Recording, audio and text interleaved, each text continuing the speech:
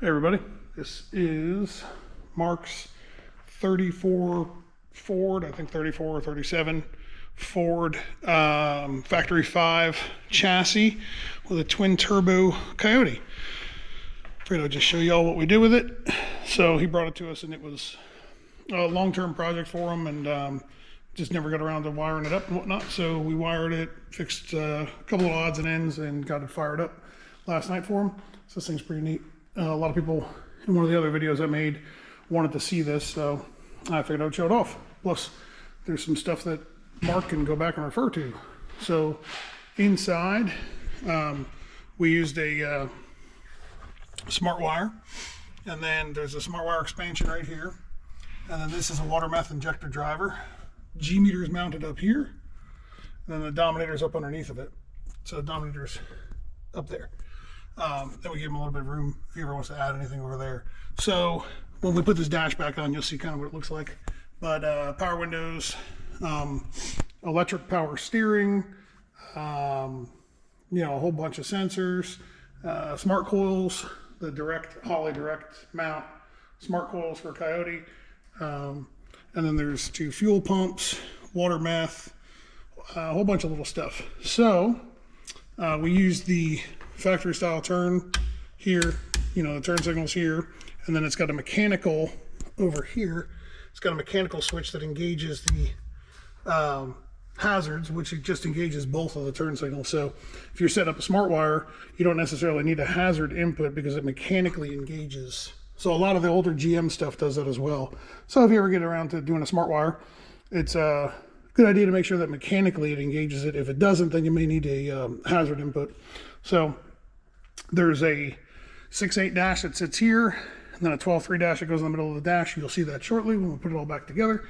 But this truck's really cool. So in the back here, we've got, we mounted the water meth pump here. We don't have a water meth tank. I couldn't really find anything that I loved.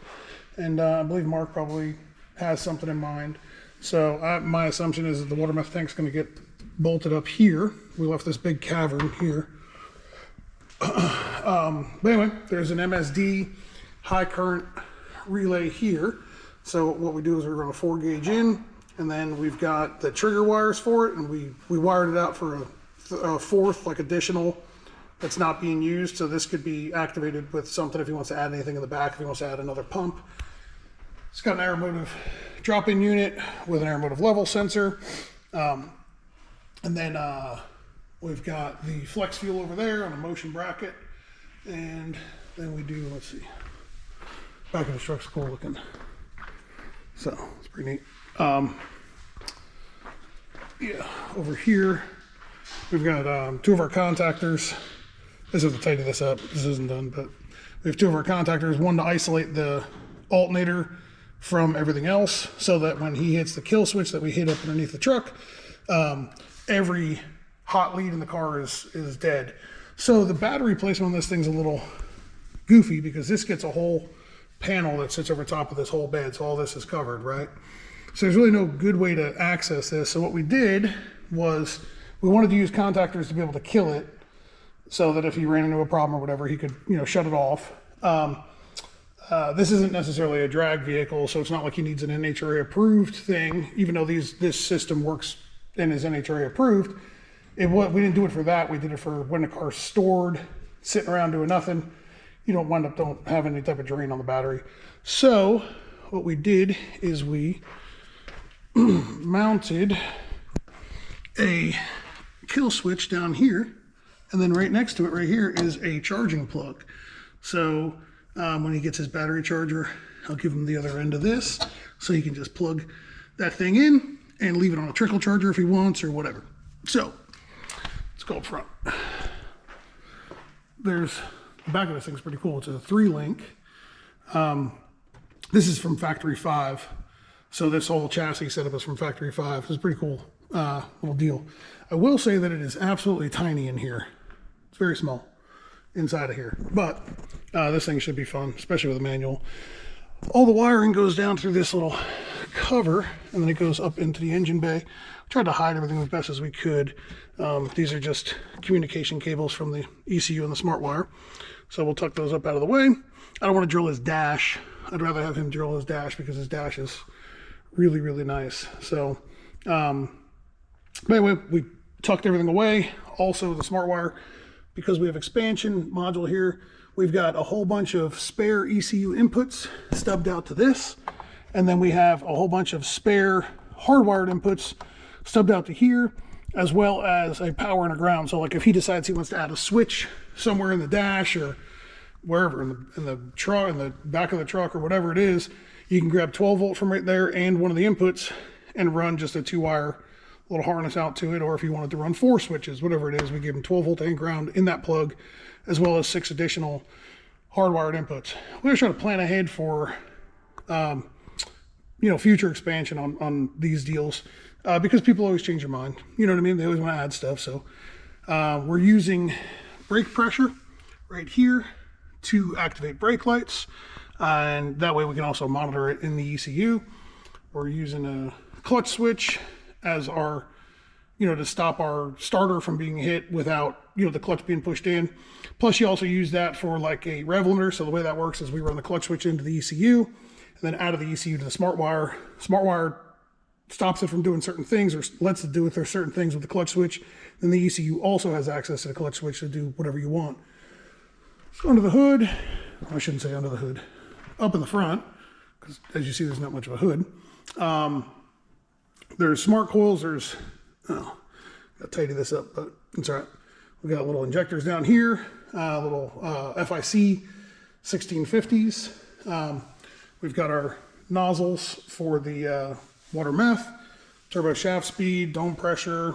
This like a little truck. So I'm gonna hook up the dash. We'll put the dash back on this thing, and then kind of go over. We got indicators set up for turn signals and whatnot, and then we can do some virtual switches. So I'll finish it off and plug this stuff up back in, and show you what the finished product looks like. So sit tight.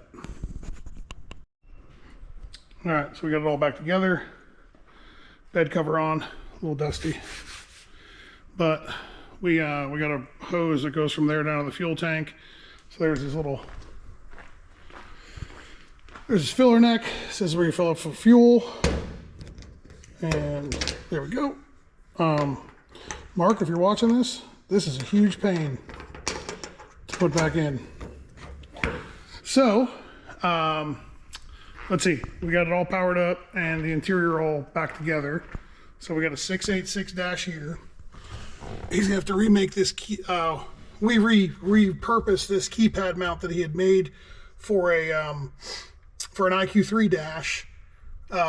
We just, kind of modified it to fit on the 686. He said he's gonna reprint a holder in a better spot. Or now that I'm looking at it all together, it almost looks like it'd be ideal to put it right here in the dash. But then we got a 12.3 dash right here. I told him before that I was, before we even did anything, I didn't want to drill in his dash. So this is his power window stuff. I think he could probably make a nice little flange to hold this right down here. And then this is his ignition switch right here. So if you want to use it there, if you want to start it from there, or you could do ignition, starter, yada yada from here. Then we got, the lights are pretty cool in this thing. So we turn the run lights on. The front, they're pretty neat. They're white, they're cool looking. This is a cool looking little hot rod. And then, we got headlights, taillights, all the normal stuff. Put a dome light in it for them, so it's a little brighter in here. And horn blows. It's like a little, like an old tugboat sounding horn, but, and that's about it. So what we're gonna do, set up some indicators for turns and whatnot over here. We got high beam and low beam indicators that run to the dash or run to the ECU, and then they can be displayed on the dash. And then we got a couple other indicators that should be pretty cool to be able to put on these dashes. And then he's going to wind up using, I think he said he's going to wind up using this one for mostly virtual switches, which that was one of the reasons why we have so many spare IOs going from the ECU out to the smart wire. So like we can use virtual switches to control stuff. So however he decides that he wants to do it. So anyway, it's all wrapped up. I think it came out pretty cool. This is a neat truck. I look forward to seeing him do wild stuff with it.